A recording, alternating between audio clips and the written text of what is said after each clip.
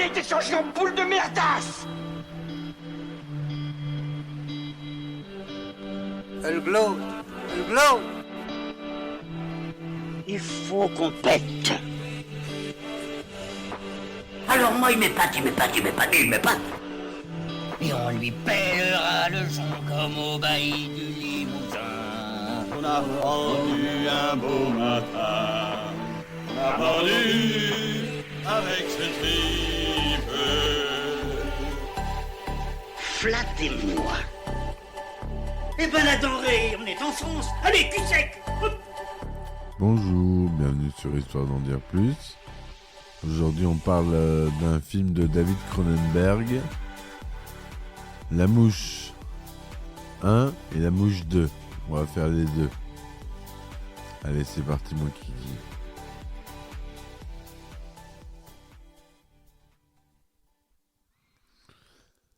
Alors La Mouche, ou The Fly en américain, est un film américain réalisé par David Cronenberg, sorti en 1986. Il s'agit de l'adaptation de la nouvelle éponyme de l'auteur George Lange, déjà portée à l'écran dans La Mouche Noire de Kurt Neumann en 1958.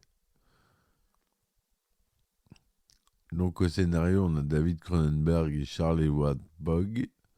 À la musique, on retrouve le célèbre et déjà entendu ici Howard Shore. En acteurs principaux, on a Jeff Goldblum, Gina Davis et John Getz. C'est les Brooks Films et SLM Production Group à la production. C'est un film de 95 minutes. Et comme je disais, il est sorti en 86. 16 Bundle, un scientifique brillant mais excentrique et solitaire, rencontre la journaliste Veronica Caiffé.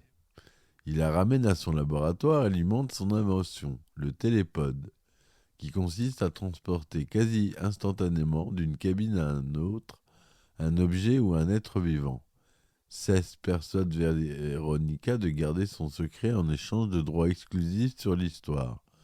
Elle commence à assister dans son travail. Cependant, bien que le télépode puisse téléporter des objets inanimés, il n'est pas au point sur les tissus vivants, comme le montre un essai raté sur un babouin qui se retrouve horriblement mutilé. Cess et Veronica entament une relation. Leur première nuit d'amour donne à Cess l'idée de reprogrammer le télépode pour qu'il soit fonctionnel avec des êtres faits de chair et de sang.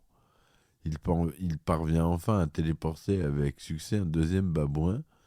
Veronica part soudainement et Cess s'inquiète du fait qu'elle reprenne sa relation avec Statis Boaran, son rédacteur en chef. Cess décide de se téléporter, ignorant qu'une mouche s'est glissée avec lui à l'intérieur de la cabine. En apparence, l'expérience est un succès et il sort parfaitement indemne de la cabine de réception. Cess et Veronica se réconcilient. Cess commence à montrer plus de force et d'endurance. Il a des envies de sucre et Veronica s'inquiète de son comportement agressif et des poils bizarres qui lui poussent sur son dos. Cess tente de forcer Veronica à subir une téléportation.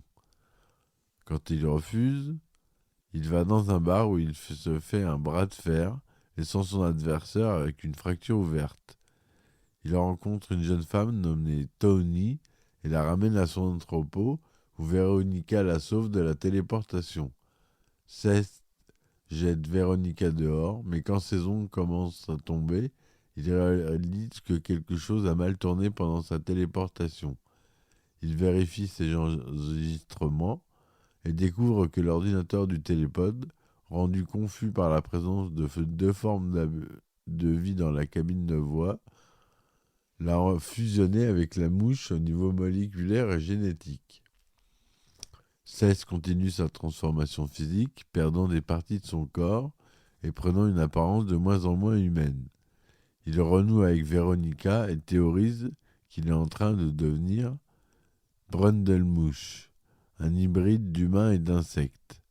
Il commence à vomir des enzymes digestives sur sa nourriture pour la dissoudre et acquiert la capacité de s'accrocher au mur et au plafond. Il se rend compte qu'il perd la raison et la compassion, poussé par des instincts qu'il ne peut contrôler. Seth s'installe un programme de fusion planifiant de diluer les gènes de la mouche de son corps avec de l'ADN humain. Veronica apprend qu'elle est enceinte de Seth. Elle et Statis persuadent un médecin de pratiquer un avortement. Après avoir entendu leur conversation, Seth enlève Monica et la supplie de porter l'enfant à terme, car c'est peut-être le dernier vestige de son humanité. Statis s'introduit dans le laboratoire avec un fusil de chasse, mais Seth le mutile avec son vomi corrosif. Seth révèle son plan désespéré à Veronica. Il veut utiliser le télépode pour fusionner avec Veronica et leur enfant à naître, afin de créer l'être parfait. Alors que Seth la traîne dans la cabine, elle lui arrache accidentellement la mâchoire et une énorme créature insectoïde humaine émerge sous la peau de Seth. Celle-ci emprisonne Veronica à l'intérieur du premier télépode et entre dans l'autre. Statis utilise son fusil pour sectionner les câbles reliant le télépode de Veronica à l'ordinateur, ce qui permet à Veronica de s'échapper. S'échappant de sa cabine au moment où le processus est activé, Seth est fusionné avec la porte métallique et le câblage du télépode, alors que la créature mutante remporte de la cabine et elle supplie Veronica de mettre fin à ses souffrances. Veronica l'abat alors avec le fusil, réduisant la tête de l'insecte humanoïde en une infâme bouillie de chair et d'hémolymphe. Voilà, c'est un film d'horreur, hein. Donc, faut pas s'attendre à autre chose.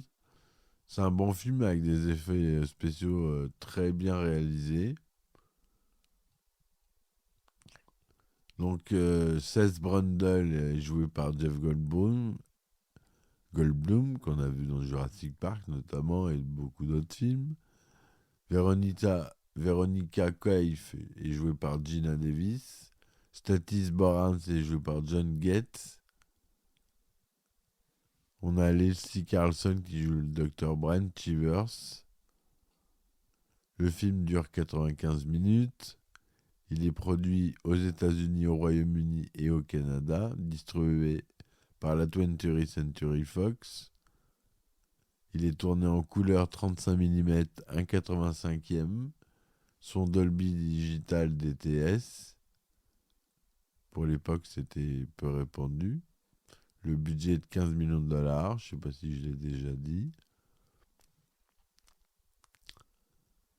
Au départ, la 20th Century Fox avait confié ce film à Tim Burton, alors qu'encore méconnu et travaillant chez Disney, mais il était très occupé avec ses propres films.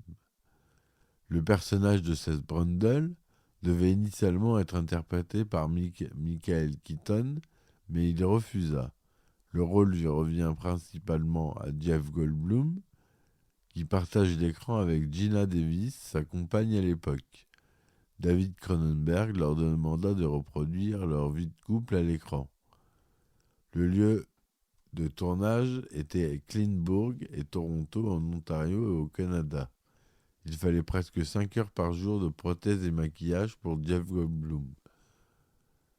La musique du film est composée par Howard Shore, collaborateur habituel de David Cronenberg. Elle est composée de 23 titres. La Mouche a reçu un accueil critique très favorable, recueillant 91% de critiques positives avec une note moyenne de 8,2 sur 10 et sur la base de 55 critiques collectées sur Rotten Tomatoes. Le film a connu un certain succès commercial, rapportant environ 60 629 000 dollars au box-office mondial, dont 40 aux États-Unis, pour un budget de 15 millions. En France, il a réalisé plus de 2 millions d'entrées. Il a gagné le meilleur Oscar du meilleur maquillage en 87 pour Chris Wallace et Stéphane Dupuis, prix du meilleur film d'horreur au Saturn Award 97, meilleur acteur et meilleur maquillage. Prix spécial du jury au Festival international du film fantastique d'Avoriaz en 87. Le film a eu le droit à la suite, La Mouche 2, réalisé par Chris Wallace en 89, avec Eric Stoltz dans le rôle du fils de Seth Brundle, Martin.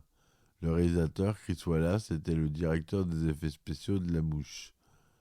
La Mouche 2 a eu une suite en comics intitulée The Fly Outbreak, commencée en mars 2015 et publiée par IDW en 5 issues.